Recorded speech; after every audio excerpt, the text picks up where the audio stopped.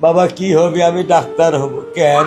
মা অসুস্থ, মা তো ডাক্তারের কাছে যায় না, টাকার ভয়ে ডাক্তারের কাছে যায় না। মেয়ের কবরের পাশে বসে বারবার কান্নায় ভেঙে পড়ছিলেন অসহায় বাবা। মসজিদের দোয়ার মাহফিলে যখন সবাই মিলে নিষ্পাপ শিশুটার জন্য জান্নাত কামনা করছিল, তখনও চোখের পানি ধরে রাখতে পারেননি এই হতভাগা পিতা। একবার মেয়ের শেষ স্মৃতিটুকু ছুঁয়ে দেখতে ছুটে যান মুন্সিগঞ্জে।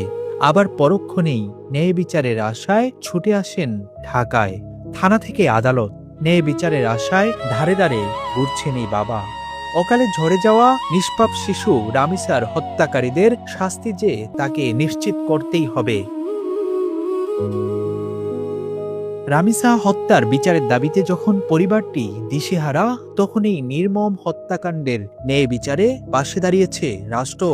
ময়মনসিংহের ৩০ সালে এক সমাবেশে প্রধানমন্ত্রী তারেক রহমান স্পষ্ট জানিয়ে দিয়েছেন, আগামী ১ মাসের মধ্যে মিরপুরে শিশুকন্যা রামিসা হত্যাকারীর সর্বোচ্চ শাস্তি নিশ্চিত করা হবে।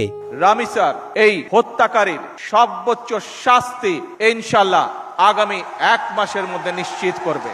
যখন প্রধানমন্ত্রী আমাকে আমার বাসায় যে আমাকে এই ব্যাপারে আশ্বস্ত করেন, তখন আমি আলহামদুলিল্লাহ আমি এই বিচারের ব্যাপারে শতভাগ আশাবাদী হয়ে গেছি। যে মেয়েকে একদিন ডাক্তার বানাবে বলে বুকে হাজারো স্বপ্ন বুনেছিল পরিবার, নিয়তির কি নির্মম পরিহাস।